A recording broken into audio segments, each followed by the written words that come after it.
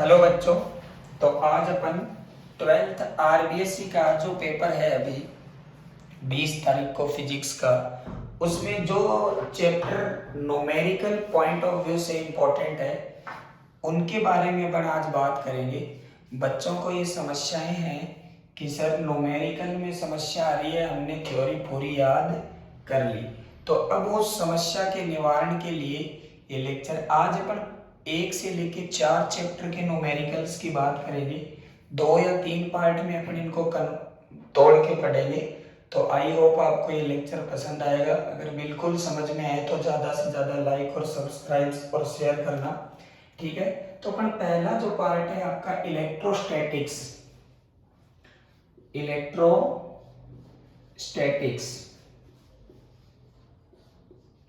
स्थिर विद्युत की, हिंदी में क्या बोलते हैं, स्थिर विद्युत की। तो भौतिक विज्ञान की वह शाखा जिसमें अपन कौन से आवेशों का अध्ययन करते हैं, स्थिर आवेशों का अध्ययन करते हैं, स्थिर विद्युत की कहलाती है, ठीक है। अब इसमें अपन डायरेक्ट उस पॉइंट पे चलते हैं जहां से आपके न्यूमेरिकल बनते हैं। ओके बेटा, तो पहला जो इसके अंदर पार्ट है वो आपका है कूलम्ब्स लॉ। कौन किसका नियम है? Coulomb's law.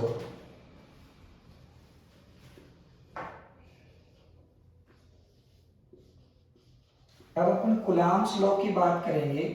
तो कूलम्ब्स लॉ के अंदर दो आवेश जो एक दूसरे से Q1 और Q2 आवेश एक दूसरे से R दूरी पे रखे हैं, तो इन दोनों आवेशों के बीच में जो लगने वाला बल है उसका मान आता है K Q1 Q2 अपॉन में R²। कोई प्रॉब्लम यहाँ तक? हम K की वैल्यू क्या लेके चलते हैं, 1/4πε0, ठीक है, या 9×10⁹, ठीक है ना। ये इसकी न्यूमेरिकल वैल्यू होती है, ठीक है।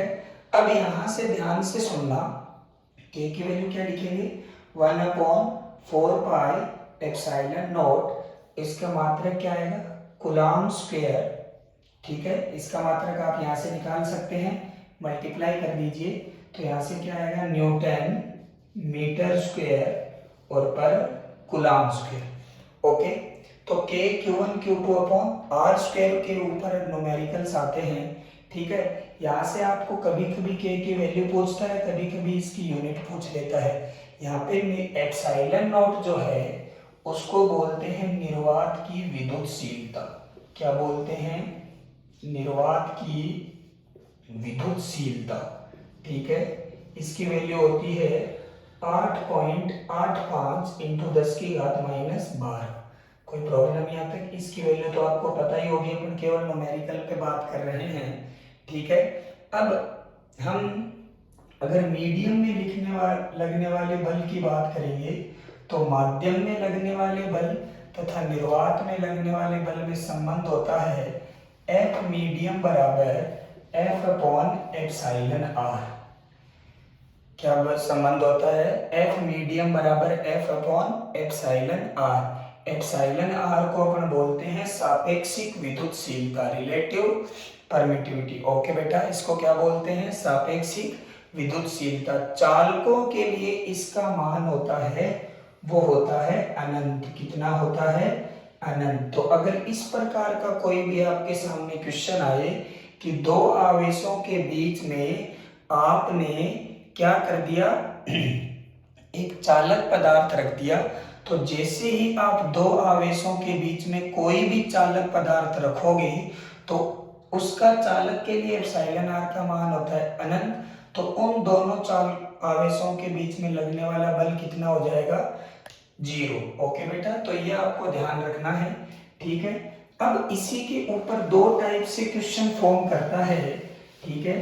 पहला क्वेश्चन ये बोलेगा कि दोनों आवेशों के बीच की दूरी या तो nr गुना बढ़ा दी जाए और या nr गुना घटा दी जाए। पहले दो आवेश है, अपन यहां बढ़ाते हैं, दो आवेश है, पहला आवेश है Q1 और दूसरा आवेश है Q2, ठीक है।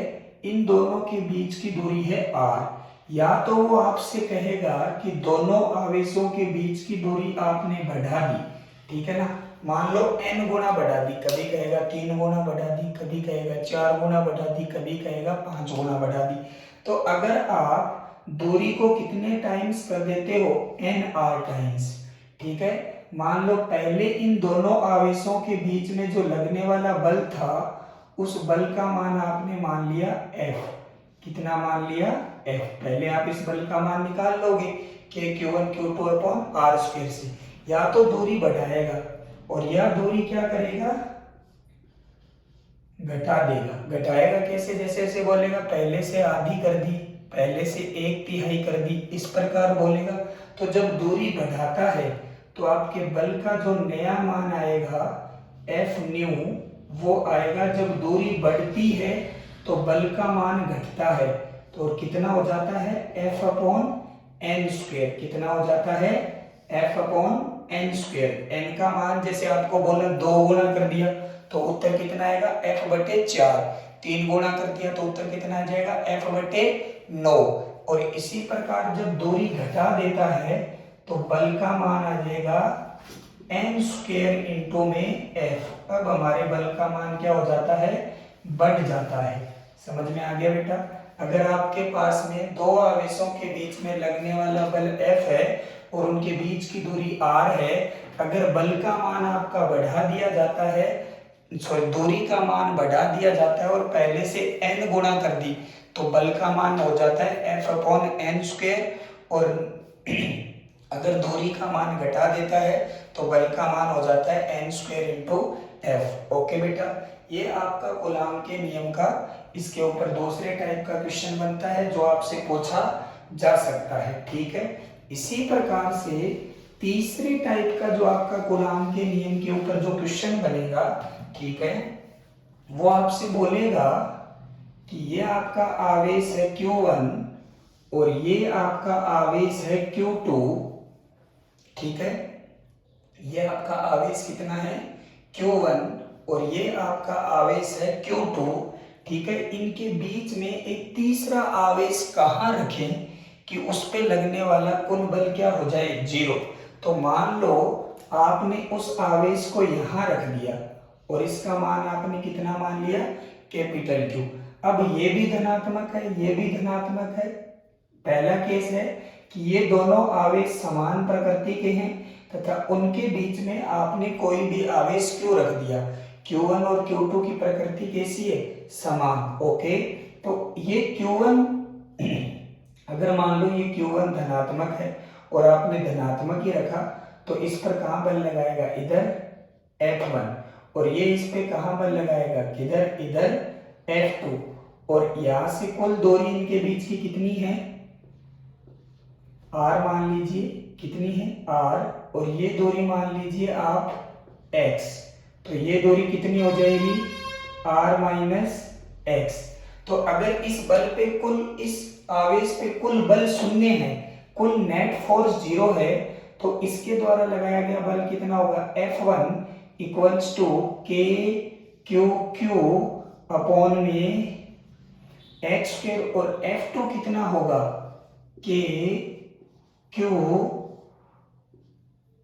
Q2 अपॉन में R माइनस एक्स का होल स्क्वायर। चूंकि ये दोनों बल अब क्या हो जाएंगे, बराबर, क्योंकि इस आवेश पे कुल बल कितना होना चाहिए, 0।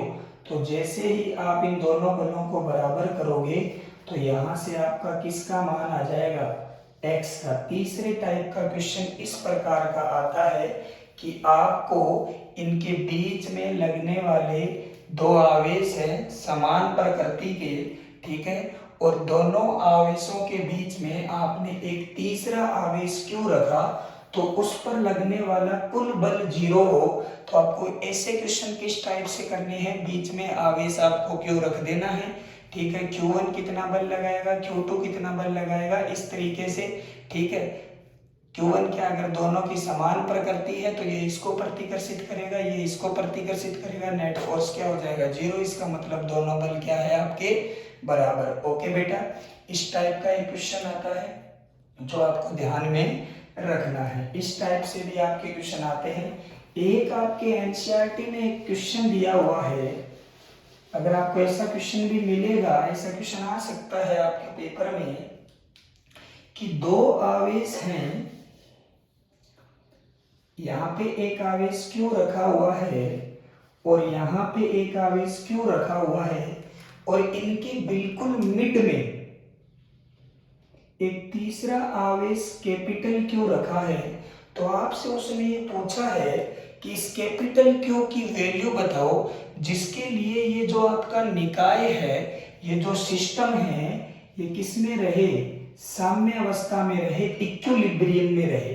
ठीक है, तो अब आप बच्चे क्या करते हैं, इस पे लगने वाला बल निकाल देते हैं। ये इसको क्या करेगा, इधर भेजेगा F1 से, और ये इसको कहाँ भेजेगा, इधर भेजेगा F2 से, और इस पे बल निकालने की कोशिश करते हैं, और यहीं से हमारा क्वेश्चन क्या हो जाता है, गलत। उसने क्या बोला कि ये जो क्यू आवेश है ये ऑलरेडी इनके बीच में रखा हुआ है, इसका मतलब ये दोनों आवेश समान हैं और आवेश इनके बीच में है, तो इसके ऊपर पहले से ही बल कितना है, 0 है। कितना है, 0 है। और अब उसने क्या कहा है कि निकाय संतुलन अवस्था में है, तो इन दोनों में से किसी भी एक आवेश पे आप कुल बल निकाल दो। जैसे अपन इस पे निकालेंगे तो इस आवेश के कारण कितना होएगा, इस पे K Q1 Q2 upon R square plus इस आवेश के कारण कितना होगा, K Q अपॉन R/2 का होल स्क्वायर। ओके बेटा, और कुल बल क्या कर देंगे, 0। तो यहां से आपका K Q square upon R square plus 4K Q upon में R square equals to 0। K Q अपॉन R स्क्वायर जब आप कॉमन ले लोगे तो अंदर क्या आएगा, Q plus 4Q equals to 0। तो यहाँ से आपका आंसर आ जाएगा Q इक्वल्स टू माइनस में Q/4। ये क्वेश्चन आपका इंपॉर्टेंट बन जाता है यहाँ से कि आपका जो आवेश का जो वैल्यू आएगी, जो चार्ज की जो वैल्यू आएगी वो कितनी आएगी, माइनस में Q/4। ओके बेटा, तो इस टाइप का क्वेश्चन आए कि दो आवेश Q और Q, उनके मिड में आपने कोई तीसरा आवेश रखा और उस आवेश की वैल्यू इन दोनों आवेश के टर्म्स में बताइए, क्योंकि नेट फोर्स इस निकाय पे कितना है, 0। जब भी निकाय पे पूछे तो या तो आपको इस पे कुल बल निकाल देना है और या आपको इस पे कुल बल निकाल देना है, तो यहाँ से आपकी Q की वैल्यू निकल के आ जाएगी। आई होप आपको ये समझ में आ गया होगा। ठीक है, इस टाइप से क्वेश्चन आएंगे। ठीक है, अब इसी के साथ में आपके पास एक आता है विद्युत क्षेत्र। तो ठीक है, अपन बात करते हैं बल, ठीक है, फिर अपन बात करते हैं विद्युत क्षेत्र,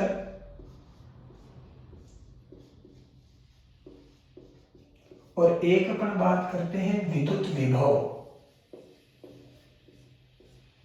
ये तीन चीजें आपको ध्यान रखनी है। तो दो आवेश एक दूसरे से Q1 Q2 R दूरी पे स्थित है, ठीक है, तो इसके कारण जो बल का फॉर्मूला आता है वो आता है K Q1 Q2 upon R square. अभी बताया, निर्वात में लगने वाले बल तथा माध्यम में लगने वाले बल में क्या संबंध आता है, F अपॉन एप्सिलॉन R। और बल कौन सी राशि होती है, सदिश राशि होती है। कौन सी राशि होती है, सदिश राशि। इसी प्रकार अगर बिंदु आवेश Q के कारण हमें R दूरी पर विद्युत क्षेत्र निकालना है तो विद्युत क्षेत्र का फॉर्मूला होता है KQ अपॉन R स्क्वायर। ठीक है, अगर माध्यम में लगने वाले बल और विद्युत क्षेत्र और निर्वात में लगने वाले विद्युत क्षेत्र में संबंध निकालना है तो माध्यम में लगने वाला विद्युत क्षेत्र इक्वल टू निर्वात में लगने वाला विद्युत क्षेत्र अपॉन एप्सिलॉन R। और ये भी क्या होती है, सदिश राशि। क्या होती है, सदिश राशि। ठीक है, और बल और विद्युत क्षेत्र में जो संबंध होता है, किसी भी आवेश पर बल कितना लगता है किसी भी विद्युत क्षेत्र के कारण, तो वो लगता है F बराबर QE।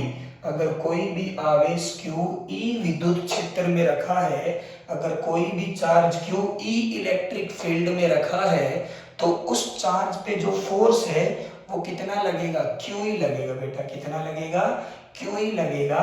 इसी टाइप से अपन यहाँ पे जाते हैं विद्युत विभव में, तो R दूरी पर P बिंदु पर जो आपका विद्युत विभव होगा वो कितना होगा, KQ अपॉन R होगा बेटा।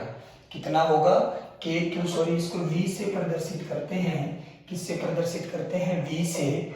और माध्यम में लगने वाला विद्युत विभव इक्वल टू निर्वात में लगने वाला विद्युत विभव अपॉन एप्सिलॉन R।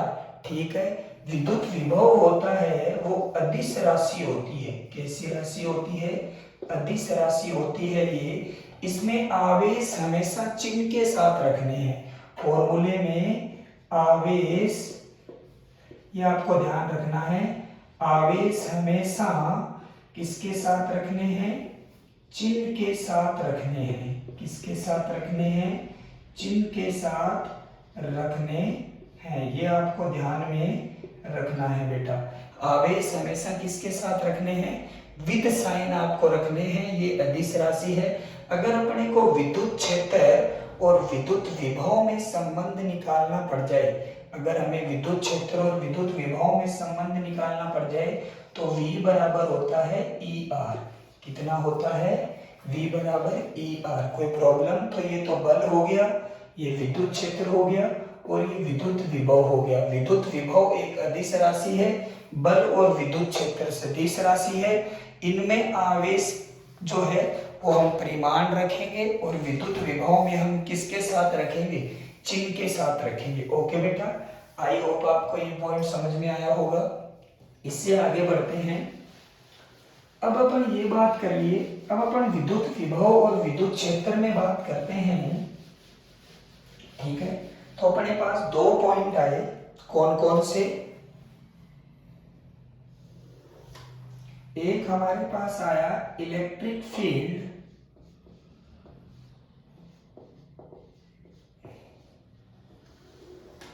और एक हमारे पास आया इलेक्ट्रिक पोटेंशियल। ठीक है बेटा, एक हमारे पास क्या आया, इलेक्ट्रिक फील्ड और एक हमारे पास क्या आ गया, इलेक्ट्रिक पोटेंशियल। ओके, यहाँ पे अपन लिख देते हैं सीरियल नंबर। अब हम बात करते हैं कंडक्टर की। किसकी बात करते हैं, कंडक्टर की। अपन इसको बोलते हैं स्फेरिकल सेल। क्या बोलेंगे, स्फेरिकल सेल। हिंदी में बोलते हैं खोखला गोला या गोलीय कोश। अब खोखला गोला या गोलीय कोश या चालक गोला, उसकी एक खासियत होती है कि जब उसको आप आवेश देते हो तो वो आवेश कहाँ चला जाता है, उसकी सतह पे। कहाँ चला जाता है, उसकी सरफेस पे। ये इसकी रेडियस R है और ये आपका कोई भी पॉइंट P है R डिस्टेंस पे। ठीक है, इसके तीन केसों की मैं बात करने जा रहा हूँ। कितने केसों की बात करने जा रहा हूँ, तीन। अगर अपन बात करें इसके अंदर, अगर सबसे पहले अपन बात कर लेते हैं चलो कि बिंदु कहाँ है, आपका पॉइंट है वो बाहर है, इसका मतलब R किससे बड़ा है, R से। तो जो इलेक्ट्रिक फील्ड की वैल्यू आएगी वो आएगी KQ upon small r square. ठीक है, अगर आपका पॉइंट कहाँ पहुंच जाए, सरफेस पे, तो जो इलेक्ट्रिक फील्ड की वैल्यू आएगी वो आएगी KQ अपॉन R स्क्वायर। और अगर आपका पॉइंट पहुंच जाए अंदर, इसका मतलब R किससे छोटा हो जाए, R से, तो आपका इलेक्ट्रिक फील्ड कितना आएगा, 0। ओके बेटा, ये किसके लिए बात कर रहा हूं मैं, स्फेरिकल सेल के लिए, खोखला गोला या गोलीय कोश। इसी प्रकार से अगर अपन इलेक्ट्रिक पोटेंशियल की बात करेंगे, तो अगर R बड़ा है R से, तो E इक्वल्स टू होता है V equals to KQ upon small r। ठीक है बेटा, अगर आपका यही पॉइंट कहाँ चला जाए, सरफेस पे, तो जो V की वैल्यू हो जाती है वो हो जाती है KQ अपॉन कैपिटल R। ठीक है, और गोलीय कोश की एक प्रॉपर्टी होती है कि जितना विभव गोलीय कोश की सतह पे होता है उतना ही विभव गोलीय कोश के अंदर होता है। ये लास्ट ईयर बोर्ड में क्वेश्चन आया था कि किसी भी गोलीय कोश के अंदर जो इलेक्ट्रिक फील्ड पोटेंशियल है वो क्या रहता है, कांस्टेंट। तो जो अंदर वही होता है जो कहाँ होता है, सतह पर। कहाँ होता है, सतह पर। कोई प्रॉब्लम यहाँ तक? तो ये हमने किसकी बात करी है, स्पेरिकल सेल की। स्पेरिकल सेल में अपन ने कितने केस पढ़े हैं, 3। ठीक है, एक तो कहाँ, E बराबर KQ/R², जब बिंदु कहाँ है, बाहर। दूसरा कहाँ पढ़ा है, जब बिंदु कहाँ है, सतह पे। और तीसरा कहाँ पढ़ा है, जब बिंदु कहाँ है, अंदर। इसी टाइप से आपने विद्युत विभव KQ/R होता है जब बिंदु कहाँ होता है, बाहर। जब बिंदु सतह पे चला जाता है तो विद्युत विभव कितना हो जाता है, KQ/R। और जब बिंदु अंदर होता है तो गोलीय कोश के अंदर विभव का मान हमेशा नियत रहता है। विभव उतना ही होता है जितना कहाँ होता है, सतह पे। तो फटाफट स्क्रीनशॉट लीजिए बेटा।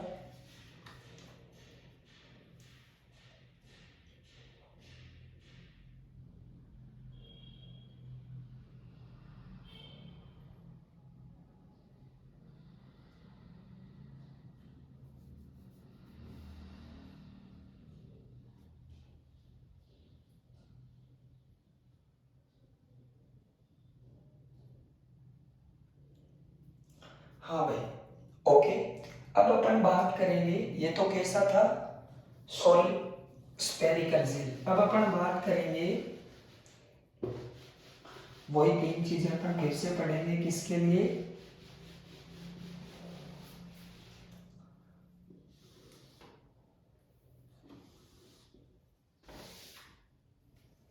अब अपन बात करेंगे सॉलिड स्फीयर। किसकी बात करेंगे बेटा, सॉलिड स्फीयर। ठीक है, तो अगर अपन सॉलिड स्फीयर की बात करेंगे, ठीक है, तो पहले आपका गोलीय कोश क्या था, उसको जैसे आप चार्ज दे रहे थे, स्फेरिकल सेल में चार्ज कहाँ आता है, सरफेस पे। लेकिन सॉलिड स्फीयर के अंदर नॉन कंडक्टिंग है, तो आप जहां उसको चार्ज दोगे वो वहीं रह जाएगा। ठीक है, तो अब इसमें क्या करेंगे, ये आपका क्या है, सॉलिड स्फीयर। इसको आप जहां चार्ज दोगे वो चार्ज वहीं रह जाएगा, आगे मूव ऑन नहीं करेगा, क्योंकि एक ऐसी बॉडी नॉन कंडक्टिंग, इसकी रेडियस r और पॉइंट P है इस डिस्टेंस पे। ठीक है बेटा, तो यहां से अपन इसकी बात करेंगे तो बाहर इसकी भी इलेक्ट्रिक फील्ड कितना होता है, KQ/, ये पॉइंट पहला कौन सा है कि आपका कोई 3 केस की इलेक्ट्रिक फील्ड कहाँ, जब आपका पॉइंट कहाँ है, बाहर, तो वही आएगा जो किसमें आता है, स्फेरिकल सेल में, KQ/R²। जब आप सरफेस पे पहुंच जाओगे तो आपका इलेक्ट्रिक फील्ड आता है KQ/R²। और जब आप कहाँ पहुंच जाओगे, अंदर, तो अंदर पहुंच जाओगे तो आपका इलेक्ट्रिक फील्ड है वो इस बार 0 नहीं होता, KQ/R3 होता है। कोई प्रॉब्लम यहाँ तक? इसी टाइप से अगर अपन नॉन कंडक्टिंग सॉलिड स्फीयर की बात कर रहे हैं, तो अगर अपन बात करेंगे इलेक्ट्रिक पोटेंशियल की, विद्युत विभव की, तो विद्युत विभव कितना होता है, वही KQ/R। कितना होता है बेटा, KQ/R। ठीक है, सेकंड पॉइंट, जब आपका कहाँ पहुंच जाओगे, सरफेस पे, तो सरफेस पे भी वही होता है KQ/R। और जो थर्ड पॉइंट है आपका, जब आप कहाँ पहुंच जाओगे, अंदर, तो अंदर आपका क्या होता है, 3/2 KQ। अंदर क्या आएगा आपका, यहां से अपन कर लेंगे electric potential equal to KQ 3R² minus small r² upon 2R3। कोई प्रॉब्लम यहाँ तक? कितना आएगा, 3R² minus small r² upon 2R3। अगर अपन को बोले कि ठोस अचालक गोले के केंद्र पर विद्युत विभव बताओ। तो ठोस अचालक गोले के केंद्र पे पहुंचने के लिए आपको स्मॉल r का मान कितना रखना पड़ेगा, 0। और जैसे ही आप 0 रखोगे तो जो सेंटर पे आपका विभव आएगा वो आएगा 3/2 के क्यू अपॉन कैपिटल R। कितना आएगा, 3/2 के क्यू अपॉन कैपिटल R। कोई प्रॉब्लम यहाँ तक समझ में आ गया? तो वही अपन सॉलिड स्फीयर की बात कर रहे हैं, कैसा है अचालक। अगर अंदर की बात करेंगे तो के क्यू अपॉन आर स्क्वायर, सतह पे के Q upon capital R square, और बाहर, और ये कहाँ है अंदर, के Q R upon capital R cube. अगर अपन पोटेंशियल की बात करेंगे तो पोटेंशियल अंदर बाहर कितना होता है, के क्यू अपॉन स्मॉल r। अगर अपन कहाँ चले जाएं सरफेस पे तो के क्यू अपॉन कैपिटल R। और अगर अपन अंदर किसी भी बिंदु की बात करेंगे तो के Q 3r square minus small r square upon 2r cube. ठीक है, और ये आपका क्या आ गया, केंद्र पर। Solid sphere, non conducting solid sphere के केंद्र पे जो विद्युत विभव होता है वो सतह का कितना गुना होता है, 3/2 गुना होता है। ये आपको ध्यान में रखना है। ओके बेटा, तो ये मैंने आपको किसका बताया, विद्युत क्षेत्र का, और ये क्या है, विद्युत विभव। आई होप आपको ये दोनों पॉइंट समझ में आए होंगे। ठीक है, साथ साथ में आप इनके रिकॉल हो जाएंगे, वैसे आपको आता होगा। ठीक है, फॉर्मूले बहुत काम के हैं, फॉर्मूलों पे न्यूमेरिकल आते हैं। ठीक है ना। अब अपन बात करते हैं ग्राफिकल एनालिसिस। ग्राफीय निरूपण में बात करते हैं तो अपन बात करते हैं पहले चालक गोला, कंडक्टिंग स्फीयर। अब आपकी ग्राफ भी इंपॉर्टेंट है, कंडक्टिंग स्फीयर। ठीक है बेटा, अगर कंडक्टिंग स्फीयर की बात करेंगे तो कंडक्टिंग स्फीयर में आपको एक बात बहुत ही अच्छे से ध्यान रखनी है। एक तरफ अपन बात कर लेते हैं इलेक्ट्रिक फील्ड की,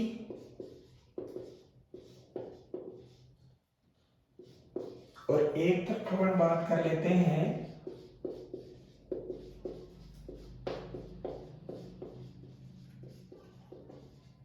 इलेक्ट्रिक पोटेंशियल की। अगर अपन इलेक्ट्रिक फील्ड की बात करेंगे तो जो आपका ग्राफ आएगा इलेक्ट्रिक फील्ड का आर के साथ, यहाँ पे क्या हो जाएगा, आर किसके बराबर हो जाएगा, कैपिटल आर के। तो अंदर तो आपका स्फेरिकल शेल में कितना होता है इलेक्ट्रिक फील्ड, 0, और बाहर जाने के बाद लगातार दूरी के साथ क्या होता है, डिक्रीज। तो आपका ऐसा ग्राफ आएगा। ओके बेटा, अगर इलेक्ट्रिक पोटेंशियल की बात करेंगे, ठीक है, तो इलेक्ट्रिक पोटेंशियल V और R के बीच अगर अपन ग्राफ बनाएंगे तो ये क्या है, R बराबर R। तो सतह केंद्र से लेके सतह तक तो क्या रहेगा, कांस्टेंट, और फिर लगातार क्या होता जाएगा, डिक्रीज। क्या होता जाएगा, डिक्रीज। तो ये किसके लिए है, ग्राफ किसके लिए है, कंडक्टर के लिए। कंडक्टिंग स्फीयर में इलेक्ट्रिक फील्ड का ग्राफ ऐसे आता है और इलेक्ट्रिक पोटेंशियल का ग्राफ ऐसे आता है। पेपर में ग्राफ 1 नंबर का पूछ लिया जाता है। ओके बेटा, अगर अपन बात करेंगे नॉन कंडक्टिंग स्फीयर के लिए, किसके लिए बात करेंगे, नॉन कंडक्टिंग स्फीयर के लिए। तो नॉन कंडक्टिंग जो स्फीयर है आपका, ठीक है, नॉन कंडक्टिंग जो स्फीयर है या अचालक गोला, उसके लिए अगर अपन इलेक्ट्रिक फील्ड का ग्राफ बनाएंगे तो R इक्वल्स टू R, तो यहां से तक तो कांस्टेंट बढ़ता जाएगा और बाद में लगातार क्या होता जाएगा, घटता जाएगा। और अगर अपन इलेक्ट्रिक पोटेंशियल का ग्राफ बनाएंगे, ठीक है, तो R इक्वल्स टू R, यहां से लगातार बढ़ेगा और केंद्र पे क्योंकि अधिकतम होता है तो ऐसा ग्राफ आएगा और बाद में लगातार क्या जाता होता रहेगा, घटता रहेगा। समझ में आ गई बेटा आपकी बात। तो ये किसके लिए है, नॉन कंडक्टिंग स्फीयर के लिए। Electric field and electric potential. एक साथ आपको दोनों मैंने समझा दिए। आई होप आपको ये समझ में आए होंगे। ग्राफ याद रख के जाना, पेपर में ग्राफ पूछ लेते हैं। ओके बेटा, इससे आपका क्विक रिवीजन हो जाएगा। थोड़े से स्पीड से चलेंगे ताकि आपका ज़्यादा टाइम वेस्ट ना हो, ठीक है। अब अपन बात करते हैं, जैसे इनके ऊपर क्वेश्चन भी आते हैं, इनके ऊपर क्वेश्चन भी आते हैं। तो वही बात अगर आपको पूछ ले Q1 और Q2, बल्कि तो अपन ने बात कर ली। अब अपन पहले बात करेंगे विद्युत क्षेत्र की। किसकी बात कर रहे हैं? विद्युत क्षेत्र, ठीक है बेटा। इलेक्ट्रिक फील्ड, अगर मैं इलेक्ट्रिक फील्ड की बात करूंगा, वो बोलेगा कि इनके दोनों के बीच में कहीं न कहीं विद्युत क्षेत्र जीरो है। दो चार्ज के बीच में इलेक्ट्रिक फील्ड तभी जीरो हो सकता है, ये रिमार्क डाल लेना, जब दोनों चार्ज सेम साइन के हों। अगर दो आवेश समान प्रकृति के हैं तो ही इन दोनों आवेशों के बीच में आपका विद्युत क्षेत्र जीरो होगा, ठीक है। और अगर दोनों आवेश समान प्रकृति के नहीं हैं तो उनके बीच में कभी भी विद्युत क्षेत्र शून्य नहीं होगा। यह आपको बात ध्यान में रखनी है। कोई प्रॉब्लम यहाँ तक? इसी प्रकार दो आवेश अगर समान प्रकृति के हैं तो उनके बीच में कभी भी विद्युत विभव जीरो नहीं होगा। दो आवेश अगर समान प्रकृति के हैं तो उनके बीच में कभी भी विद्युत विभव जीरो नहीं होगा। लेकिन अगर दो आवेश विपरीत प्रकृति के हैं तो उनके बीच में विभव जीरो होगा। ये आपको ध्यान रखना है। अगर दो आवेश समान प्रकृति के हैं तो उनके बीच में इलेक्ट्रिक फील्ड जीरो होगा, बट इलेक्ट्रिक पोटेंशियल जीरो नहीं होगा। और अगर दो चार्ज अपोजिट नेचर के हैं, विपरीत प्रकृति के हैं, तो उनके बीच में इलेक्ट्रिक पोटेंशियल जीरो होगा लेकिन इलेक्ट्रिक फील्ड जीरो नहीं होगा, ठीक है।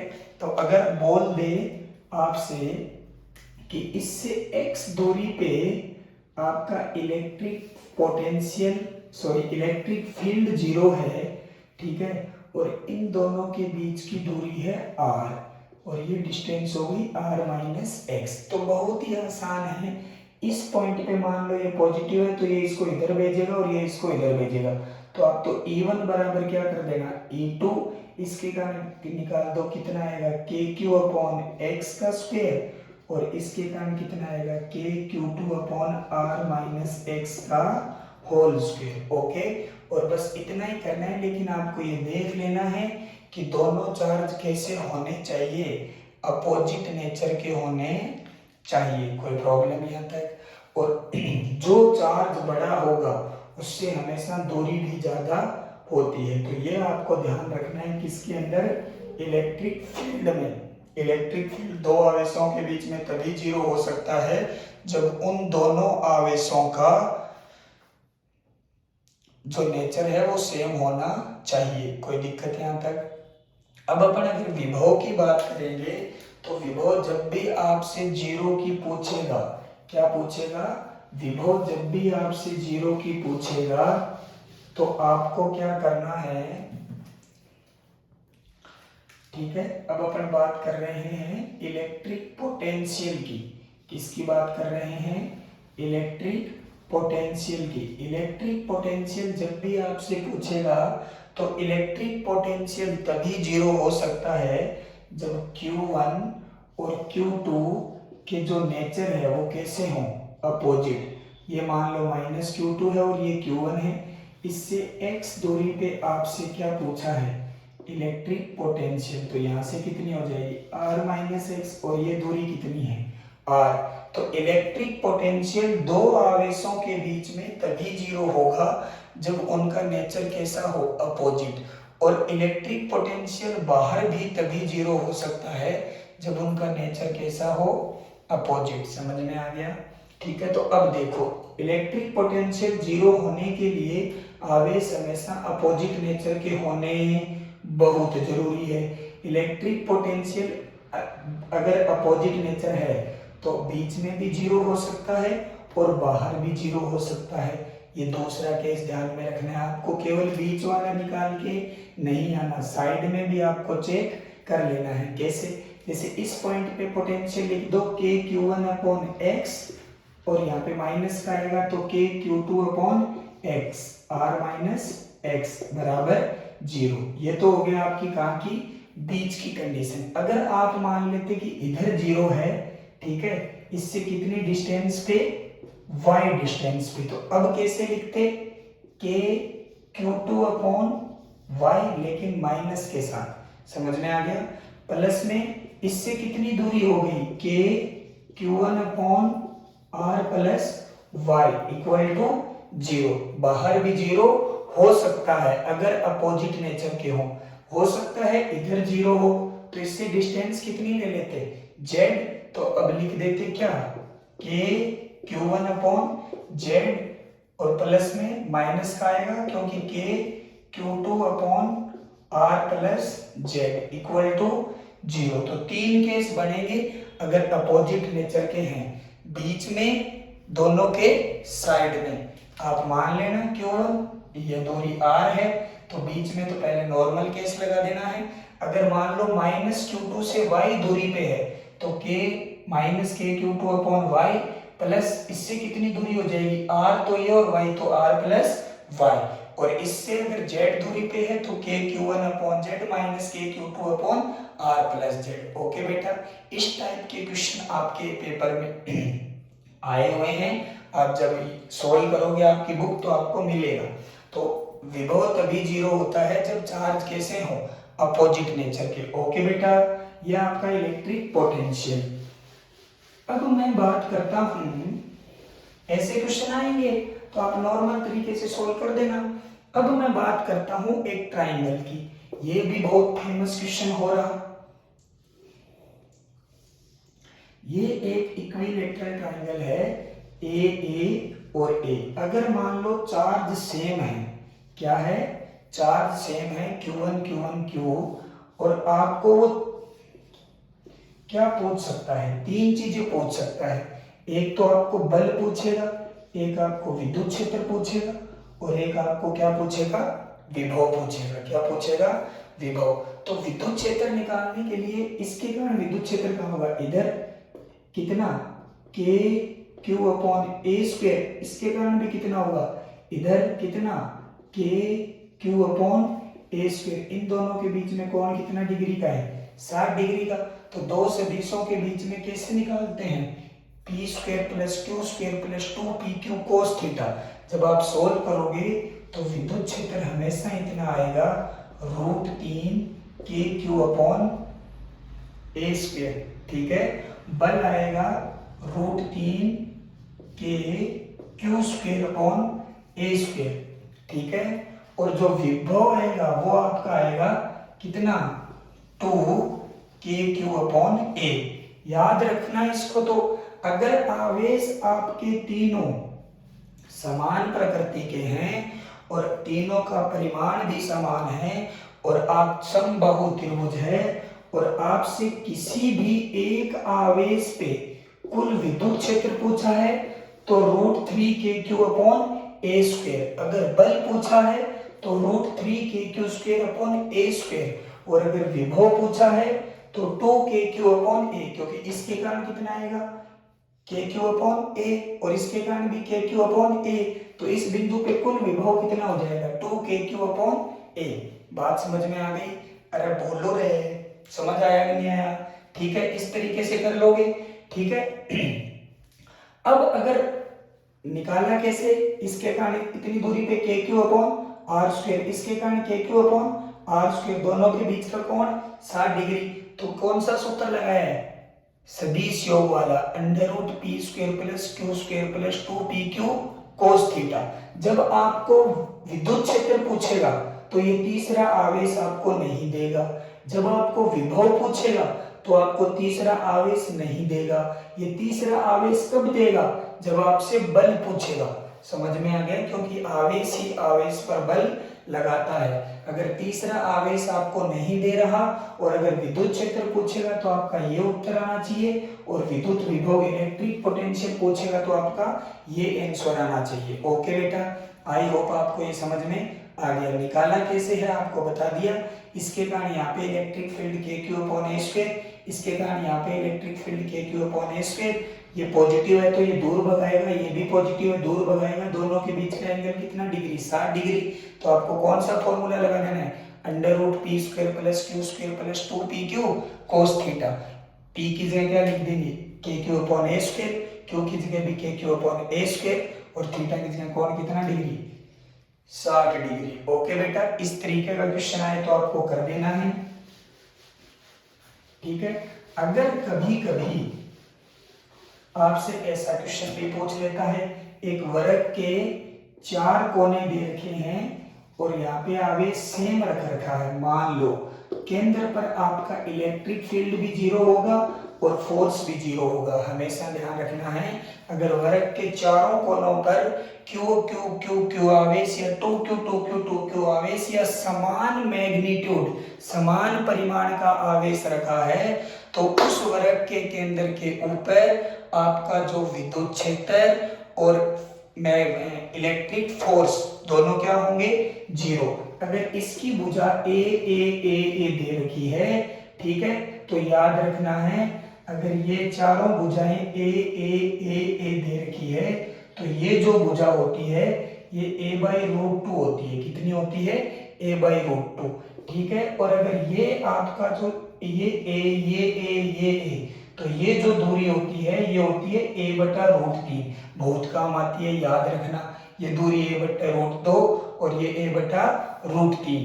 और अगर विभव लिखेंगे तो a के कारण विभव निकाल लो, कितना आएगा? KQ/R कितना है? a/√2। तो कितना हो गया? √2 KQ/A। 1 के कारण इतना है तो 4 के कारण 4 से क्या कर देंगे? गुणा। तो 4√2 KQ/A, क्योंकि विद्युत विभव कौन सी राशि है?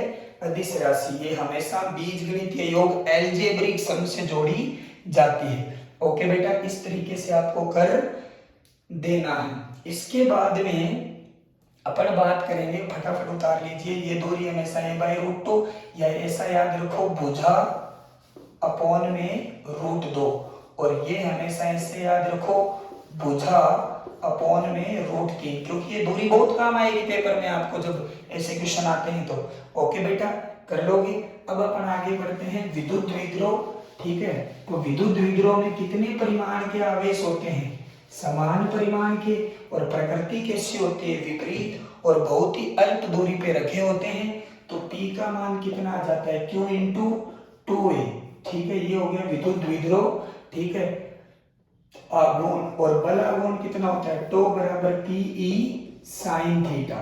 ये आपको ध्यान रखना है, बल आघूर्ण का फॉर्मूला और ये विद्युत द्विध्रुव आघूर्ण। Okay, P = Q × 2A। 2A क्या होती है? बीच की दूरी। अब कभी कभी आपको ऐसा देता है कि हाइड्रोजन प्लस और क्लोरीन माइनस के बीच की दूरी 1 एंगस्ट्रॉम है। ठीक है, तो बच्चे क्या करते हैं? इस 1 को 2 से गुणा कर देते हैं ना, गलत बात। 1 को 2 से गुणा आपको नहीं करना, क्योंकि ये जो दूरी आपको दे रखी है ये 2A का ही मान है। तो जो 2A है वो किसके बराबर है? 1 एंगस्ट्रॉम के। तो यहाँ इस फॉर्मूले में आपको 2A की जगह कितना रखना है? 1। समझ में आ गया? ये गलती बच्चे अक्सर करते हैं, आपको नहीं करनी, क्योंकि जब आपको दोनों आवेशों के बीच की जो दूरी देके रखी होती है वो किसका मान ऑलरेडी है? 2A का। न उसे आधा करना है न दुगना करना है, वही आपका क्या है? 2A। तो आपको आराम से उसके अंदर रख देना है। ओके, ये आपको ध्यान में रखना है। अब हमारे पास एक आता है अनंत रेखीय आवेश। अनंत रेखीय आवेश के कारण जो विद्युत क्षेत्र है वो आता है 2k λ/r। एक होती है चालक परत। चालक परत के कारण होता है σ/2ε0, और एक होती है अचालक परत, वो होती है σ/ε0।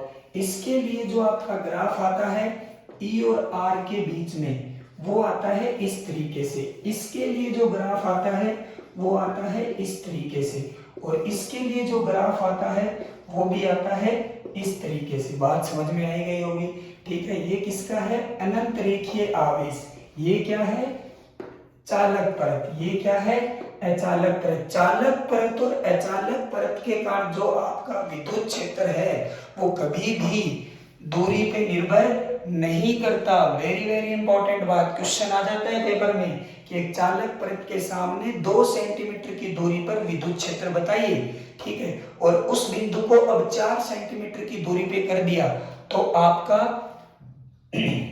आंसर क्या, तो दूरी पे निर्भर ही नहीं करता, तो अनुपात कितना आएगा? 1:1। ओके बेटा, आई होप आपको ये भी समझ में आ गया होगा। अब हमारे पास 2 चीजें और आती है, ठीक है। एक तो विद्युत द्विध्रुव के कारण अक्ष पर विद्युत क्षेत्र, अक्ष पर क्या?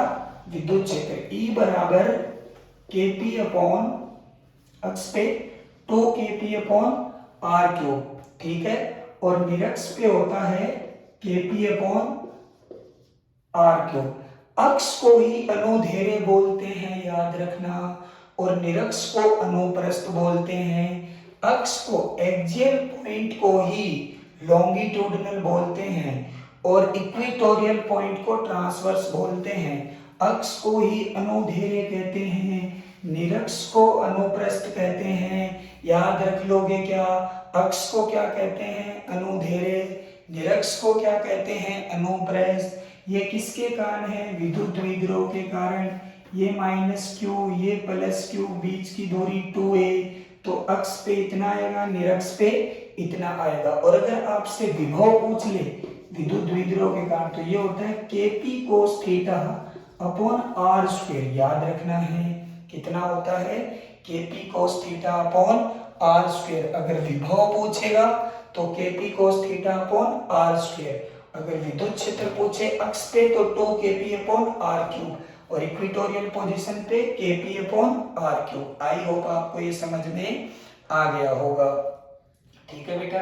इसके आगे बढ़ते हैं। तो ये सारी चीजें आपको ध्यान रखनी है।